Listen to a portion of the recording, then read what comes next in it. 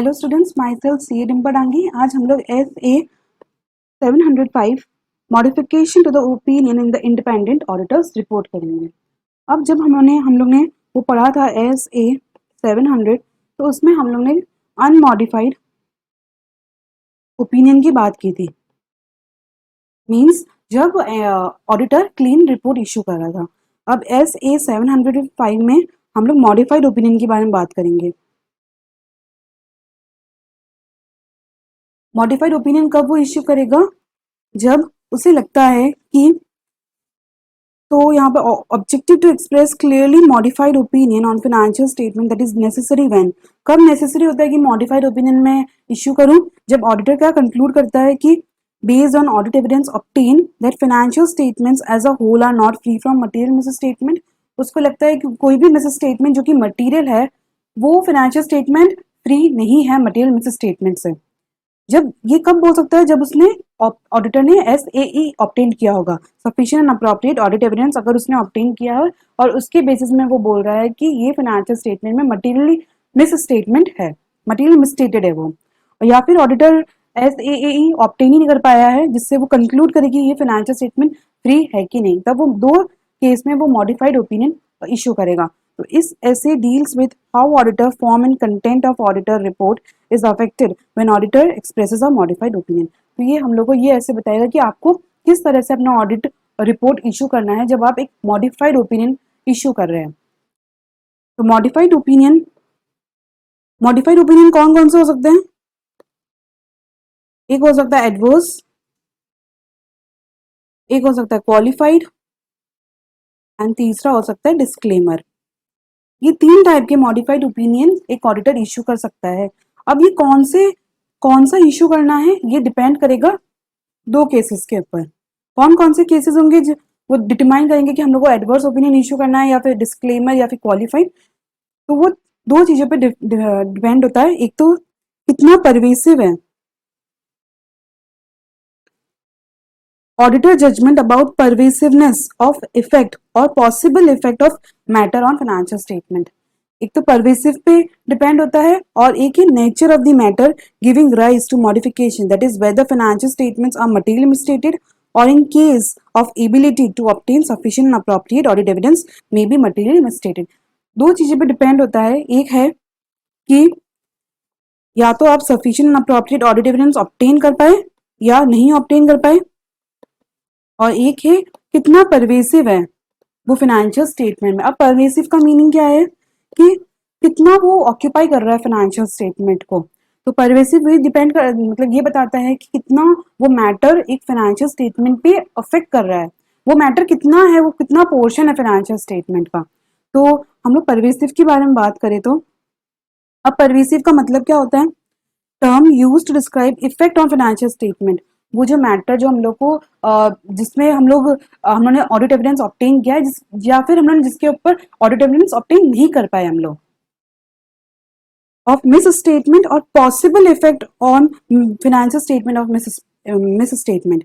या तो effect on the financial statement, उस मैटर का कितना इफेक्ट है फाइनेंशियल स्टेटमेंट में, या तो पॉसिबल इफेक्ट हम लोग कब बोलेंगे? जब हम लोग को sufficient and appropriate audit evidence obtain नहीं हुआ है। यहाँ हम लोग ये सोच रहे हैं, इसमें हम लोग क्या सोच रहे हैं कि कितना परवेसिव है, कितना वो फाइनेंशियल स्टेटमेंट में वो इफेक्ट कर रहा है। अगर हमने ऑडिट एविडेंस ऑब्टेन कर लिया तो वो कितना इफेक्ट कर रहा है हम लोग के फाइनेंशियल स्टेटमेंट में। या तो हम लोग ने हमने ऑडिट एविडेंस ऑब्टेन नहीं किया तो उसका पॉसिबल इफेक्ट कितना होगा उस मिस स्टेटमेंट का फाइनेंशियल स्टेटमेंट में।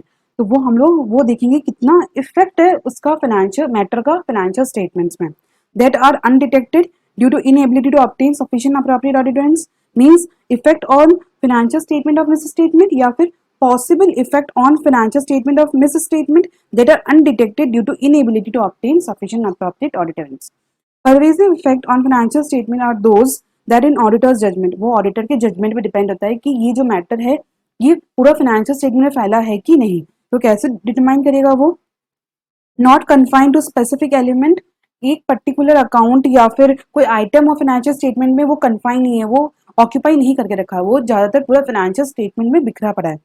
इफ सो कन्फाइंड, या फिर ठीक है एक मैटर, वो जो मैटर है वो पर्टिकुलर एक आइटम है फाइनेंशियल में उस पर कन्फाइंड है। एग्जाम्पल की हम लोग ले लें कि असेट है कि वो एक कन्फाइंड है, मतलब कोई पूरा फाइनेंशियल में वो एक कन्फाइंड एरिया को ऑक्यूपाई करके रखा हुआ है, पर वो एसेट ऐसा है कि वो मेन जो बिजनेस है उसके लिए वो यूज है। अगर वो खत्म हो जाता है वो एसेट ही, वो अगर नहीं है उनके पास ओनरशिप उसकी, या फिर वो ऐसा है कि वो डैमेज होने वाला है, तो उसके गोइंग कंसर्न पे वो अफेक्ट कर जाएगा कंपनी के। तो इफ सो कन्फाइन, अगर वो ठीक है एक ही एसेट पे वो हम लोग को लग रहा है कि मटेरियल में से स्टेटेड है, पर वो रिप्रेजेंट कर रहा है और could represent substantial portion of the financial statement, वो एक मेन फाइनेंशियल स्टेटमेंट के पोर्शन को रिफ्लेक्ट कर रहा है।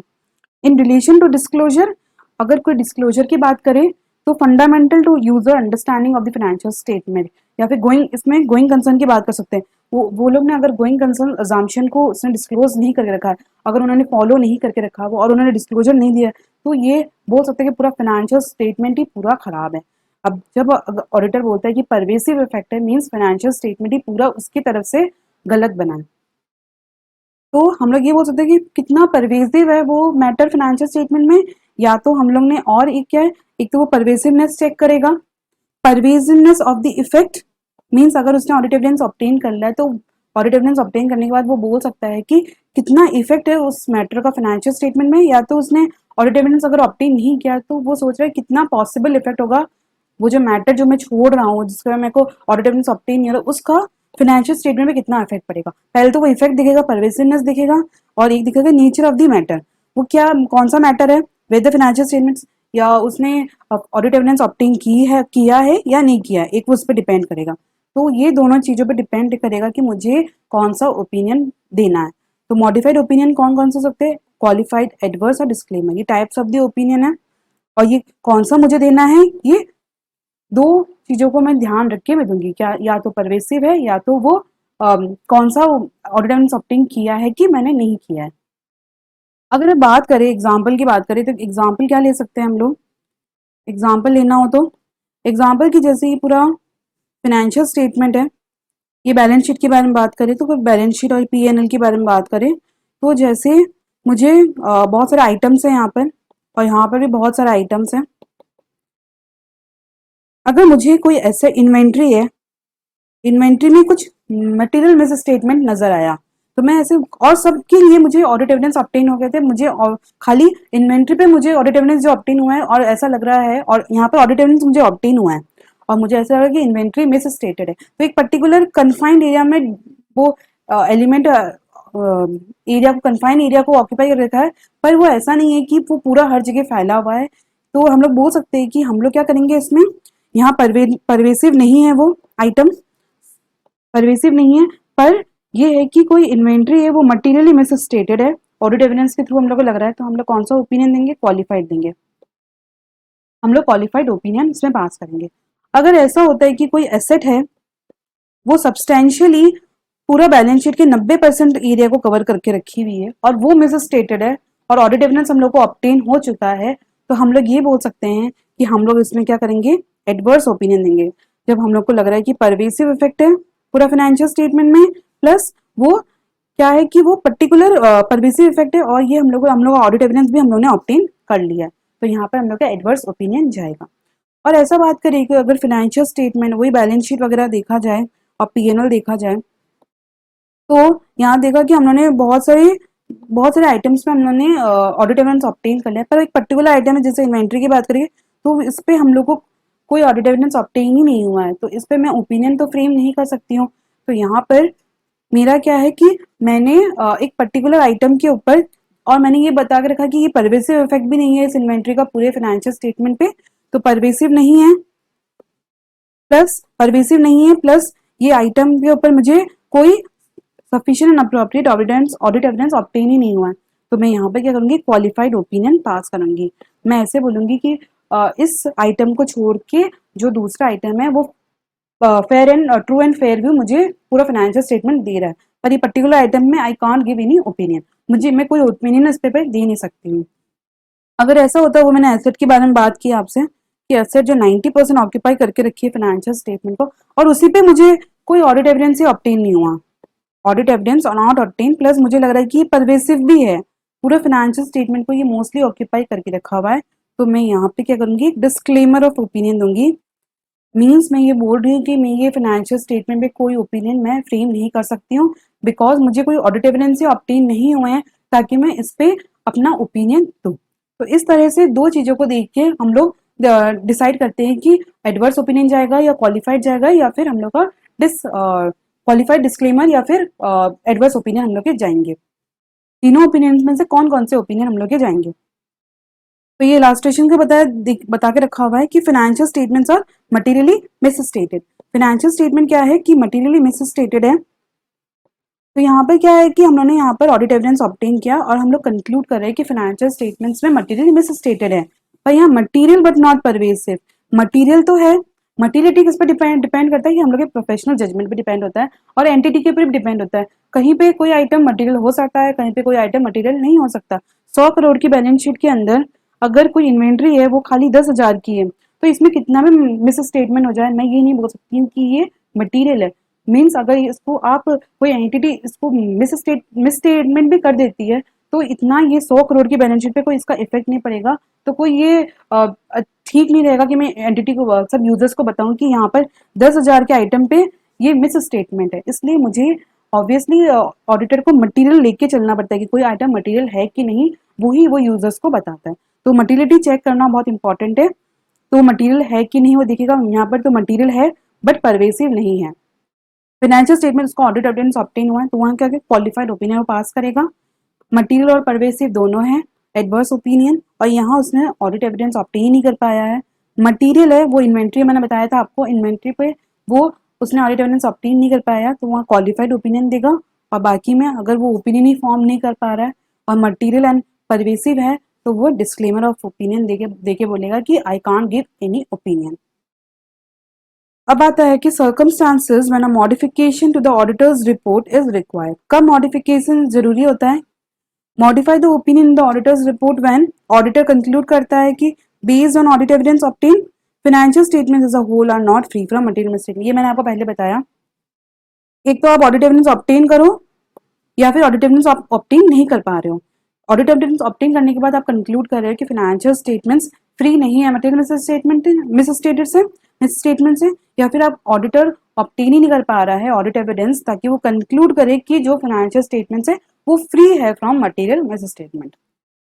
अब nature of material miss statement, SA 450 defines miss statement. अब ये मिस स्टेटमेंट और मटेरियल मतलब क्या होता है, दोनों का डिफरेंस। मिस स्टेटमेंट क्या है कि जो एंटिटी को दिखाना चाहिए था उसने वो नहीं दिखाया, उसने कुछ अलग दिखाया। Defines difference between ACPD amount classification presentation and disclosure जो होना चाहिए था ऑफ रिपोर्टेड, जो उन्होंने दिखाया है, और जो होना चाहिए था रिक्वायर्ड, जो होना चाहिए था और जो उन्होंने दिखाया है उनके बीच में डिफरेंस होता है, उसको हम लोग बोलते हैं मिस स्टेटमेंट। जो एप्लीकेबल फाइनेंशियल रिपोर्टिंग फ्रेमवर्क के थ्रू बनना चाहिए था और जो उन्होंने बनाया तो उसके बीच में होना चाहिए, मिस स्टेटमेंट्स को बोलते हैं। अकॉर्डिंगली मिस स्टेटमेंट और फाइनेंशियल स्टेटमेंट में अराइज इन रिलेशन टू। अब मिस स्टेटमेंट कैसे, मटेरियल मिस स्टेटमेंट कैसे अराइज होता है? Appropriateness of selected accounting policies, selected accounting policies not consistent with, जो आपने सिलेक्शन किया है अकाउंटिंग पॉलिसीज का वो डिफरेंट है फ्रॉम द एप्लीकेबल एफआरएफ। जो एप्लीकेबल एफआरएफ बोल रहा है और जो आपने सेलेक्ट किया है उसके बीच में इनकंसिस्टेंसी है। Financial statement plus related disclosures not represent underlying transactions and events, और आपका फेयर प्रेजेंटेशन वो दिख नहीं रहा है। तो आपने ऐसे अकाउंटिंग पॉलिसीज चूज की है और फाइनेंशियल स्टेटमेंट रिलेटेड डिस्क्लोजर्स दिए कि आपके फेयर प्रेजेंटेशन फ्रेमवर्क अचीव नहीं कर पा रहा है। तो appropriateness of selected accounting policy के थ्रू भी मटेरियल मिस स्टेटमेंट होता है फाइनेंशियल स्टेटमेंट्स में।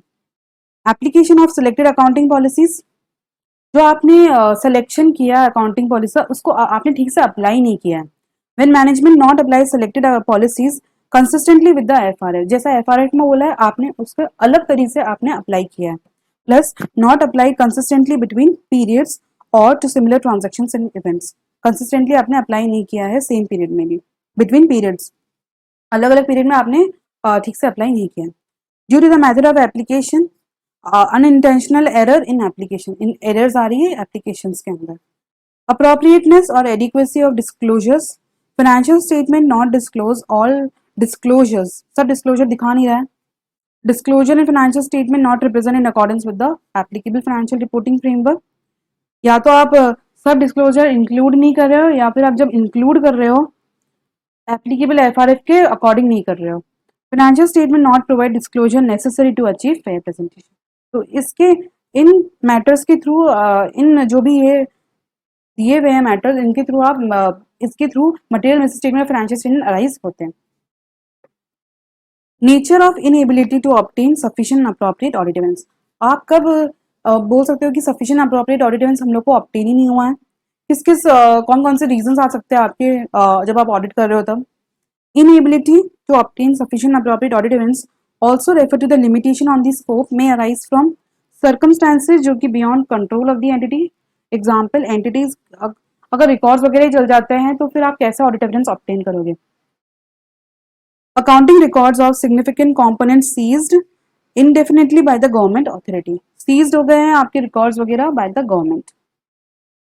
Limitation impose by management. Management यहाँ लिमिटेशन इम्पोज करा है, यहाँ पर यहाँ एंटिटी के कंट्रोल के बियॉन्ड था, पर यहाँ एंटिटी खुद लिमिटेशन इम्पोज कर रही है। एग्जाम्पल, मैनेजमेंट प्रिवेंट कर रहा है, आप ऑब्जर्व मत करो counting of the inventory.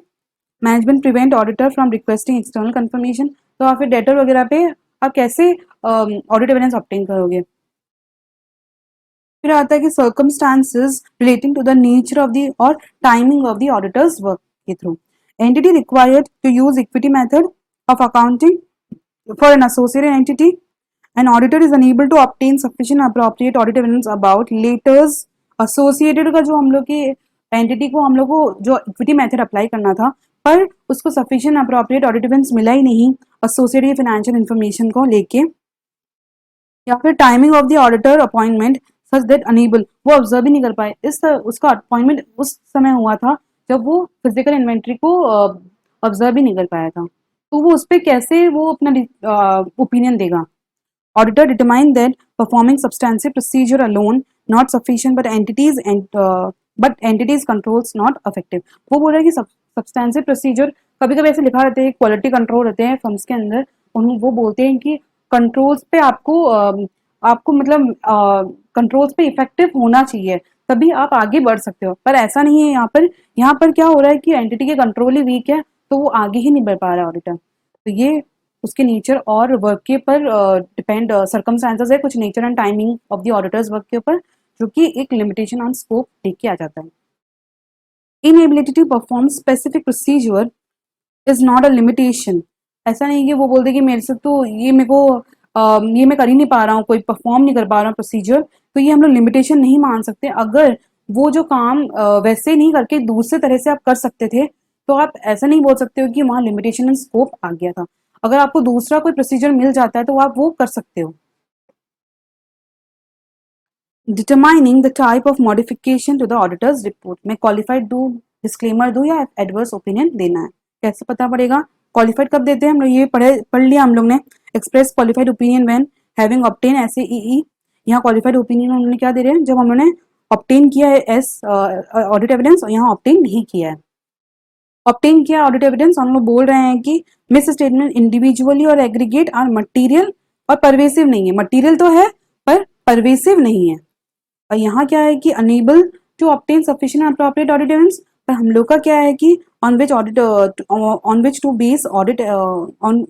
Base opinion, but auditor concluded. यहाँ पॉसिबल इन्होंने वर्ड यूज किया। पॉसिबल मीन्स क्या है कि ऑडिटर को ठीक से नहीं पता, वो उसको लग रहा है ऐसा कि जो अनडिटेक्टेड मिस स्टेटमेंट है वो मटीरियल तो है पर परवेसिव नहीं है।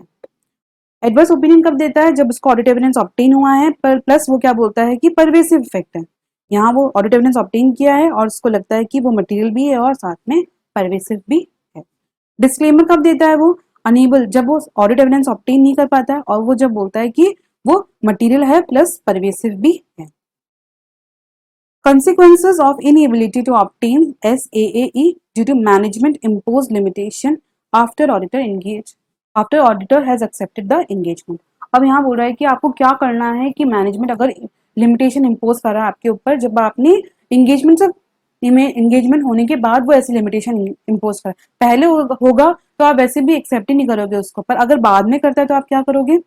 If after accepting engagement aware management imposed, हम लोग को पता चला कि मैनेजमेंट ने लिमिटेशन इम्पोज कर दी है, likely to result in need, या तो आप डिस्क्लेमर या फिर क्वालिफाइड ओपिनियन दोगे। रिक्वेस्ट करना कि मैनेजमेंट प्लीज आप इसको रिमूव कर दो, इस लिमिटेशन को।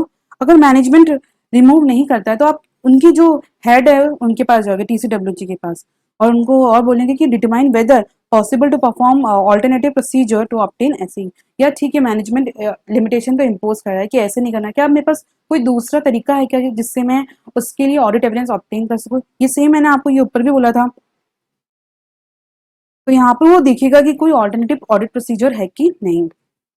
फिर if unable to obtain SAE auditor shall determine the implication as follows. अगर ठीक है इतना रिक्वेस्ट करने के बाद भी मैनेजमेंट और टीसीडब्ल्यूजी से फिर भी मैनेजमेंट और टीसीडब्ल्यूजी ने कोई एक्शन नहीं लिया, if auditor conclude possible effect on financial statement of undetected miss statement if any could be material but not pervasive, तो वो क्या करेगा, ऑडिटर क्या करेगा, क्वालिफाई कर देगा रिपोर्ट। अगर यहाँ पॉसिबल यूज हुआ है क्योंकि यहाँ पर एस ए ऑब्टेन हो पा रहा है, और अगर उसको लगता है ठीक है जो ठीक है लिमिटेशन तो इम्पोज कर रहे हैं पर यहाँ पॉसिबल इफेक्ट क्या है कि मटीरियल है पर परवेसिव नहीं है, तो वो क्या करेगा, क्वालिफाई कर देगा। पर अगर उसको लगता है कि मटीरियल और परवेसिव दोनों होगा, so that qualification would not is inadequate to communicate the gravity of the situation, qualified opinion देना ठीक नहीं रहेगा, तो ऑडिटर क्या करेगा, या तो वो क्या करेगा विड्रॉल कर लेगा। ये बहुत बड़ी बात होती है विड्रॉल करना किसी एंगेजमेंट से, वो विड्रॉल कर लेगा where practicable and possible under laws and regulation.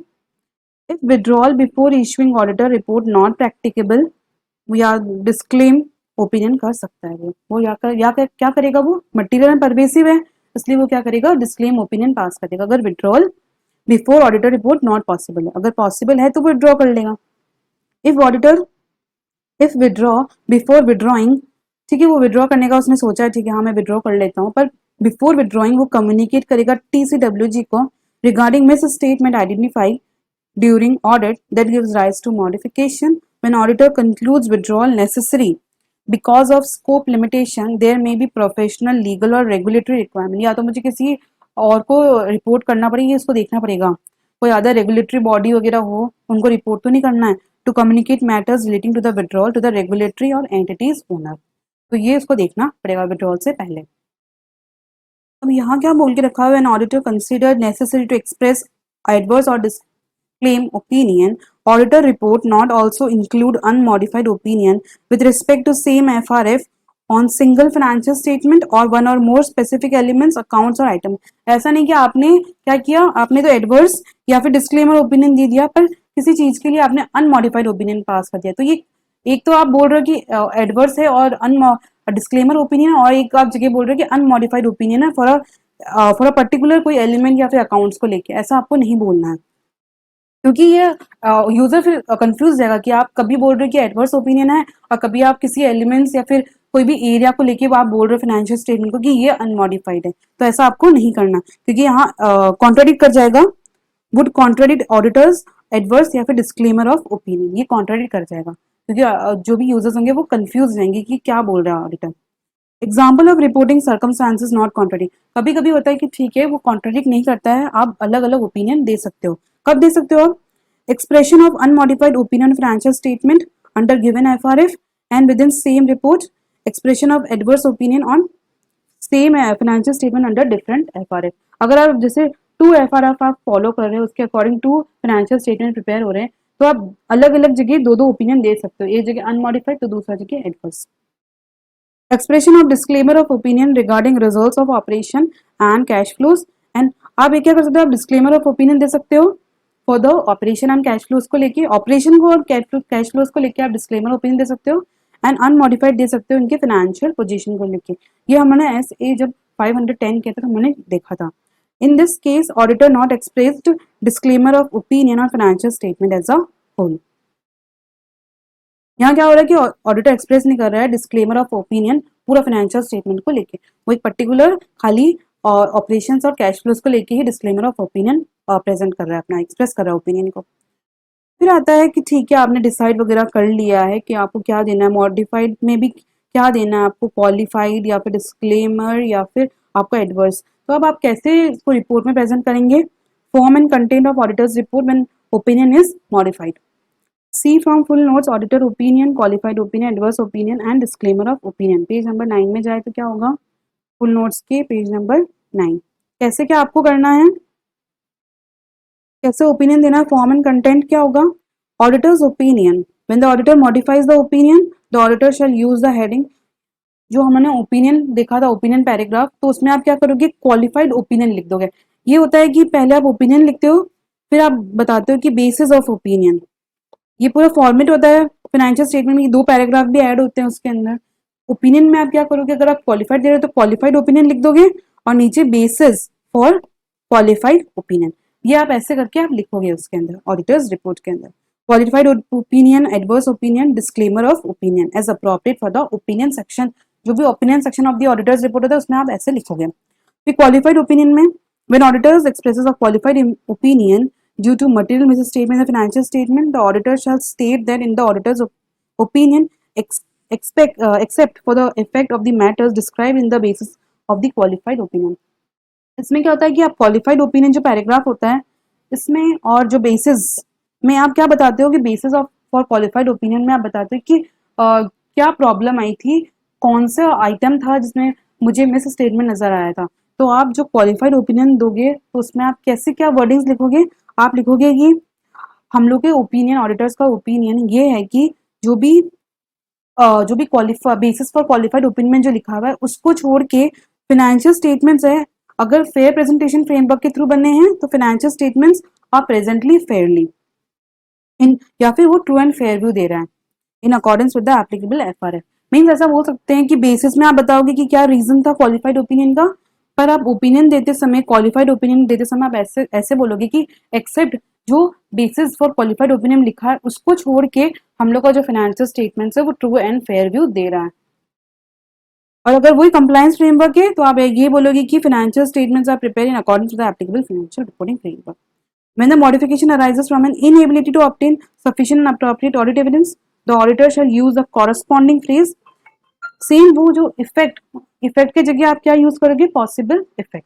ये कब यूज कर, ये कब अराइज होंगे, जब आपको लगता है कि मटीरियल तो है पर परवेसिव नहीं है, इसलिए आप क्वालिफाइड ओपिनियन पास कर रहे हो। और यहाँ पर आपको क्या है कि ऑडिट एविडेंस ऑब्टेन हुआ है, यहाँ ऑडिट एविडेंस ऑब्टेन नहीं हुआ है और आपको लगता है कि ये परवेसिव भी नहीं है, इसलिए आप क्वालिफाइड ओपिनियन पास कर रहे हो। अब एडवर्स ओपिनियन के बारे में बात करें तो एडवर्स ओपिनियन कब आता है कि हम लोग ने ऑडिट एविडेंस ऑब्टेन किया है प्लस परवेसिव भी लगता है हम लोग को, तो यहाँ पॉसिबल का तो वर्ड पॉसिबल तो आएगा ही नहीं।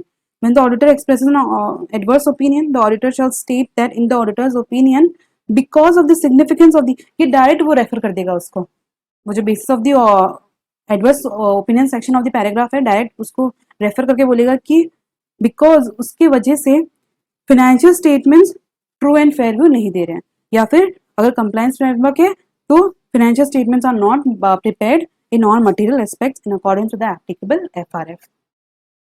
डिस्क्लेमर ऑफ ओपिनियन कब होता है कि जब मेरे को ऑडिट एविडेंस ऑब्टेन नहीं हुए, साथ में उसका जो पॉसिबल इफेक्ट है वो परवेसिव है। यहाँ पॉसिबल इफेक्ट आएगा, हम लोग क्या यूज करेंगे यहाँ, possible effect.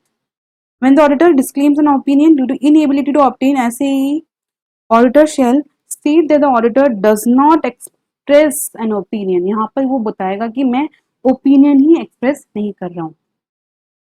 State that because of the significance of the matter described in the basis of the disclaimer of the opinion section, the auditor is not able to obtain SAE to provide। यहाँ पे मैं audit opinion provide ही नहीं कर सकता। Amend the statement SA 700 में which indicates the financial statements have been audited, और to state that auditor was engaged। यहाँ audited की जगह वो क्या लिखेगा, engaged to audit। अब जो बेसिस फॉर दी ओपिनियन हमने बताया था कि ओपिनियन पैराग्राफ होता है, फिर बेसिस ऑफ ओपिनियन आता है, इसमें आप रीजन बताते हो कि आपने मॉडिफिकेशन क्यों किया है रिपोर्ट को। When auditor modifies opinion, auditor shall in addition to the specific element required by the SA 700, वो क्या करेगा, हेडिंग को मॉडिफाई करेगा, उसमें क्या लिखेगा, बेसिस फॉर क्वालिफाइड ओपिनियन या फिर एडवर्स या फिर disclaimer age appropriate. With in this section include description, आपको बताना पड़ेगा कि आपने क्यों मॉडिफाई किया है। एग्जाम्पल, अगर डेप्रिसिएशन वगैरह है और बिकॉज ऑफ द डेप्रिसिएशन अगर आप मॉडिफाई कर रहे हो ओपिनियन को कि ऐसा लग रहा है कि डेप्रिसिएशन ठीक से प्रोवाइडेड नहीं है फाइनेंशियल स्टेटमेंट्स में, तो आप बताओ कि हाँ डेप्रिसिएशन की वजह से मैंने अपना जो भी ऑडिटर का ओपिनियन है वो मॉडिफाई किया है। और आपको ये भी बताना पड़ेगा if there is a material misstatement relates to specific amounts in financial statement and quantitative disclosure in notes, auditor shall stay include in the basis for opinion और डिस्क्रिप्शन एंड क्वांटिफिकेशन। वो आपको बताना पड़ेगा कितना कितनी क्वांटिटी में, quantification means जैसे depreciation है तो आपको बताना पड़ेगा कि डेप्रिसिएशन ठीक से प्रोवाइडेड नहीं है फाइनेंशियल स्टेटमेंट्स में और इतना होना चाहिए था, पर उन जो भी कंपनी है उन्होंने इतना ही प्रोवाइड किया है जिसकी वजह से उन्होंने अंडरस्टेट कर दिया है डेप्रिसिएशन को, जिससे रेवेन्यू इतना बढ़ चुका है। तो ऐसे आपको बताना पड़ेगा, क्वांटिफाई करना पड़ेगा basis for the opinion paragraph में। Unless impracticable, if not practicable to quantify, तो आप ये बताओ कि सो अगर क्वांटिफाई नहीं कर सकते तो आप बताओ कि हम लोग क्वांटिफाई नहीं कर सकते। Example of financial effects, quantification of the effect of income taxes, income tax पे क्या इफेक्ट पड़ा अगर डेप्रिसिएशन को अंडरस्टेट किया है तो इनकम टैक्स कितना बढ़ा है। Income before taxes, net income and equity if inventory is overstated. Example की आप ऐसे से बताओगे क्वांटिफाई करके। Non disclosure of information required to be disclosed, auditor shall, अगर आपने डिस्क्लोजर नहीं दिया है जो डिस्क्लोज करना चाहिए था, ऑडिटर क्या करेगा, discuss non disclosure with the TCWG. तो आप क्या करोगे, जाके बोलोगे टीसीडब्ल्यूजी को, उनको बताओगे क्या डिस्क्लोजर नहीं किया है। Describe in basis for opinion nature of omitted information, ठीक है, जो उन्होंने डिस्क्लोजर नहीं दिया है टीसीडब्ल्यूजी को बताने के बाद फिर भी उन्होंने नहीं सही किया, तो आप जो भी नॉन डिस्क्लोजर है आप खुद अपने बेसिस फॉर जो भी मॉडिफाइड ओपिनियन होगा उसके अंदर आप बताओगे कि कौन सा डिस्क्लोज नहीं किया है इन्होंने information. Unless prohibited by laws and regulation include omitted disclosure provided it is practicable to do so, आप वो बताओ कि आपको इंक्लूड करना पड़ेगा ओमिटेड डिस्क्लोजर जो मैनेजमेंट ने डिस्क्लोज करना किया नहीं है, तो आप अपने बेसिस फॉर ओपिनियन पैराग्राफ में इंक्लूड करोगे। An auditor has obtain sufficient appropriate audit evidence. Unless practicable नहीं होगा तो आप नहीं बताओगे, अगर प्रैक्टिकेबल है तो आप बताओगे। नॉन प्रैक्टिकेबल कब होता है, जब disclosure not prepared by management और नॉट, वो डिस्क्लोजर मैनेजमेंट प्रिपेयर नहीं करता या फिर ऑडिटर को ही नहीं मिल रहा है, तो वो क्या अपने बेसिस फॉर ओपिनियन पैराग्राफ में बताएगा। फिर इन ऑडिटर जजमेंट ये डिस्क्लोजर क्या है, बहुत वॉल्यूमिनस है, बहुत वॉल्यूमिनस है, बहुत लेंदी है, तो डिस्क्लोजर करना पॉसिबल नहीं है। If modification results from inability to obtain SAE, auditor shall include in basis for opinion section reason क्या था कि मैं किसी चीज का ऑडिट एविडेंस ऑब्टेन नहीं कर पाया, तो आपको बताना पड़ेगा। फिर आता है कि when disclaim an opinion, auditor shall not include following elements required by SA 700, तो आपको ऑडिटर की रिपोर्ट में ये सब इंक्लूड नहीं करना अगर अब जब आप डिस्क्लेम ओपिनियन पास कर रहे हो। Reference to section of auditor's report where auditor's responsibilities are described, आपको रेफरेंस नहीं देना है ऑडिटर रिपोर्ट में जहां पर ऑडिटर की रिस्पॉन्सिबिलिटी डिस्क्राइब करके रखी हुई है। स्टेटमेंट अबाउट वेदर ऑडिटर, एक होता है ना स्टेटमेंट हम लोग देते हैं ऑडिट एविडेंस की, उन्होंने sufficient appropriate audit evidence obtain किया है हम लोग ने, तो ये आप दो चीज आप नहीं बताओगे। फिर आता है unless required by laws and regulation when auditor disclaims opinion auditor report shall not include camps. Obviously जिस चीज के ऊपर हम लोग ने डिस्क्लेम ओपिनियन दिया है कि हम लोग कुछ मिल ही नहीं रहा है, तो आप कैम्प्स कैसे इंक्लूड कर सकते हो। की ऑडिट मैटर्स, जिस की ऑडिट मैटर्स क्या होता है, जिस चीज पे डिस्कशन हुआ है ज्यादा मैनेजमेंट और मेरे को ले ऑडिटर के बीच में, जो एक दोनों के बीच में बहुत सिग्निफिकेंट, जैसे सिग्निफिकेंट जजमेंट्स को ले लो, सिग्निफिकेंट एस्टिमेट्स ले लो, तो उसके बीच जो डिस्कशन हुआ है जिस मैटर को लेके, तो उसके बारे में आप रेफरेंस दे ही नहीं सकते हैं, क्योंकि अगर आपको डिस्क्लेमर ओपिनियन दिया है इसका मतलब मीन्स कि आपको कोई ऑडिट एविडेंस ऑब्टेन ही नहीं हुआ है, तो आप कैम्प्स कैसे दे सकते हो, तो वहाँ कैम्प्स नहीं दे सकते हम लोग। When auditor disclaims opinion due to inability to obtain SAE, auditor shall amend description of auditor's responsibility required। जो भी ऑडिटर रिस्पॉन्सिबिलिटी पैराग्राफ होता है तो आपको ये अमेंड करना पड़ेगा और उसमें खाली ये चीजें ही लिखनी पड़ेगी कि ऑडिटर की रिस्पॉन्सिबिलिटी थी कि वो ऐसे के अकॉर्डिंग कंडक्ट करे अपना audit. Statement that because of the matter describe in basis for disclaimer of opinion section, auditor को सफिशिएंट अप्रोप्रिएट ऑडिटेंस नहीं मिले। स्टेटमेंट अबाउट ऑडिटर्स इंडिपेंडेंस, तो इलास्ट्रेशन 5 देखते हैं SA 705 का, तो उसमें ये बता के रखा हुआ है इलास्ट्रेशन 5, तो ये एग्जांपल देके रखा हुआ है इलास्ट्रेशन 5 में। इसमें क्या है कि डिस्क्लेमर ऑफ ओपिनियन दे रहा है वो, due to auditor's inability to obtain SAE about multiple elements of the financial statements. Audit complete किया उसने, फाइनेंशियल स्टेटमेंट प्रिपेयर किया मैनेजमेंट ने accordingly, terms of the audit engagement, and auditors यहाँ क्या, auditor was unable to obtain SAE about multiple elements, the auditor is unable to obtain audit evidence, the possible effect क्या है, यहाँ क्या audit evidence obtain नहीं हुआ है और पॉसिबल इफेक्ट क्या है उसका, मटीरियल और परवेसिव दोनों, इसका मतलब क्या, डिस्क्लेमर ऑफ ओपिनियन जाएगा। द रेलिवेंट एथिकल रिक्वायरमेंट, ये सब चीजें ठीक है। तो वो क्या करेगा, इन्होंने क्या बोला है कि आपको खाली ये ऑडिटर रिस्पॉन्सिबिलिटी पैराग्राफ में आपको इंक्लूड करना पड़ेगा। कौन कौन सी चीजें, अगर आप डिस्क्लेमर ऑफ ओपिनियन दे रहे हो तो क्या इंक्लूड करेगा वो ऑडिटर रिस्पॉन्सिबिलिटी में, कि our responsibility is to conduct in accordance with एससीज एंड बिकॉज जो भी डिस्क्लेमर ऑफ ओपिनियन पैराग्राफ में लिखा हुआ है उसकी वजह से हम लोग ने सफिशिएंट अप्रोप्रिएट ऑडिटेंस ऑब्टेन नहीं किया है। सेम ये दो वर्डिंग्स आ गई। और एक ही हम लोग इंडिपेंडेंट है, ये खाली वो तीन चीजें बताएगा अपने ऑडिटर रिस्पॉन्सिबिलिटी पैराग्राफ में, और कुछ नहीं लिखेगा वो जब वो डिस्क्लेमर ऑफ ओपिनियन दे रहा है तो। और यहाँ रेफरेंस भी नहीं देता है वो ऑडिटर रिस्पॉन्सिबिलिटी का। Communication with the TCWG, communicating with TCWG circumstances that lead to expected modification to opinion and wordings of the modification। आप क्या करोगे, कम्युनिकेट करोगे TCWG को कि क्यों मैं मॉडिफाई कर रहा हूँ रिपोर्ट को। Auditor to give enables auditor to give notice to TCWG of intended modification and reasons. वो TCWG को बता सकता है कि मॉडिफिकेशन क्यों कर रहा हूँ, क्या रीजंस है। Auditor to seek concurrence of TCWG regarding facts of matters giving rise to expected modification or to confirm matters of disagreement with management। वो उनसे जो भी मैनेजमेंट क्या बोल रहा है क्या नहीं बोल रहा, तो वो उनके बारे में भी वो जान सकता है TCWG से कम्युनिकेट करने के बाद। TCWG to have opportunity to provide auditor with further information, उसको फर्दर इन्फॉर्मेशन भी मिल सकती है TCWG से। तो ये कंप्लीट होता है हम लोग का SA 705। आप इलास्ट्रेशन देखना तो आपको थोड़ा समझ में आएगा। Thank you.